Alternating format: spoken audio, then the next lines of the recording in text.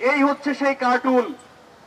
আমি সেই কার্টুন এখানে উপস্থিত গণমাধ্যমের সামনে, এই পাবলিক পরিসরে আপনাদের সবার সামনে শেয়ার করলাম। বিএনপির নিপীড়নমূলক সরকার চাইলে আমাকে গ্রেফতার করতে পারে, চাইলে আমার নামে এফআইআর করতে পারে, এজাহার জারি করতে পারে, আমার বাসা থেকে তুলে নিয়ে আমাকে জেলে বন্দী করতে পারে, গুম করতে পারে।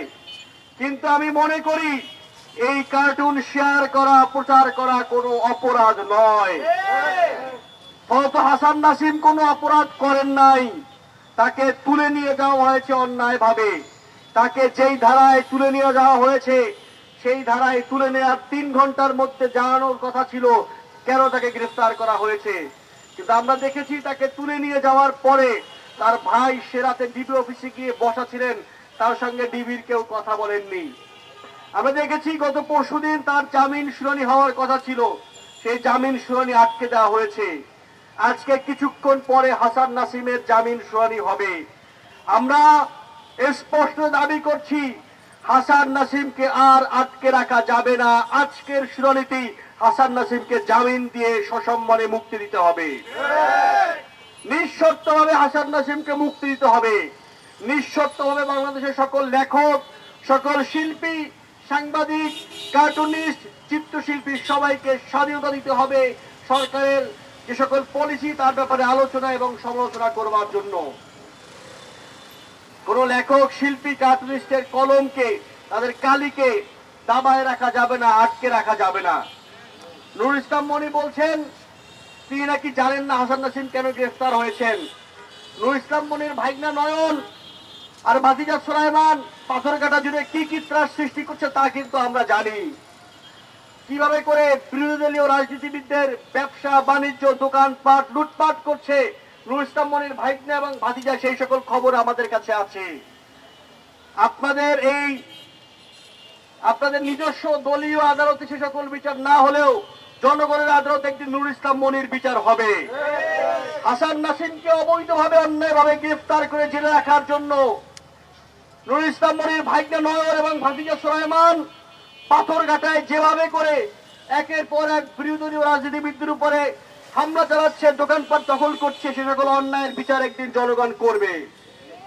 আমরা সেই দিনের দিকে এগিয়ে যাব, সেই দিনের অপেক্ষা করব। বন্ধুগণ, আমরা লেখক মুশতাকের জানাজা পড়েছি 2021 সালে।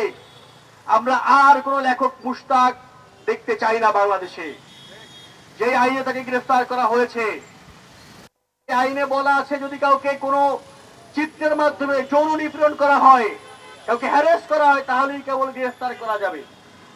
কিন্তু আমরা দেখলাম হাসান নাসিম যে এই কার্টুন শেয়ার করেছেন সেটা চিফ হুইপ নিজেই সংসদে বলেছেন 3টি হাঙর নিয়ে এসছে, 2টি তিমি আসতেছে। সে একই কথা ফুটিয়ে তোলা হয়েছে সেই কার্টুনে। কিন্তু দেখলাম হাসান নাসিমকে গ্রেফতার করা হয়েছে। মূলত এই কার্টুনের জন্য গ্রেফতার করা হয় নাই।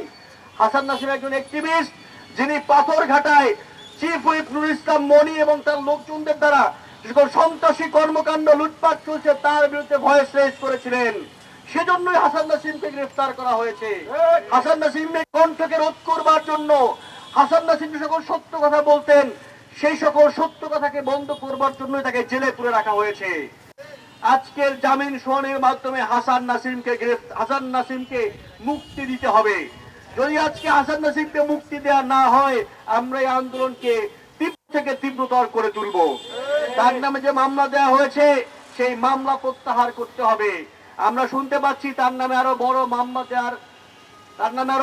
মামলা দেওয়ার চিন্তা চলছে, তার নামে আরো বড় মামলা দেওয়ার জন্য ষড়যন্ত্র কষা হচ্ছে।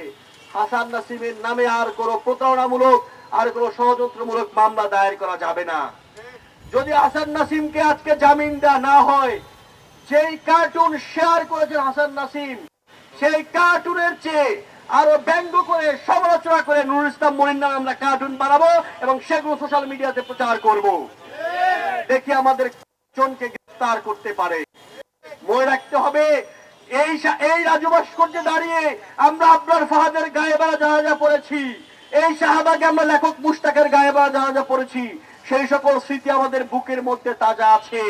আমরা যেহেতু বাংলাদেশে আর কোন লেখকের গায়ে বাড়া জানাজা পড়তে চাই না, তবে হাসান নাসিমকে মুক্ত করবার মাধ্যমেই আমাদের এই লড়াই আবার নতুন করে শুরু হলো। সেই লড়াইয়ে সারা বাংলাদেশের সকল মানুষকে একাত্মতা ঘোষণার আহ্বান জানিয়ে আজকের মানববন্ধন এখানেই সমাপ্ত ঘোষণা করছি। সবাইকে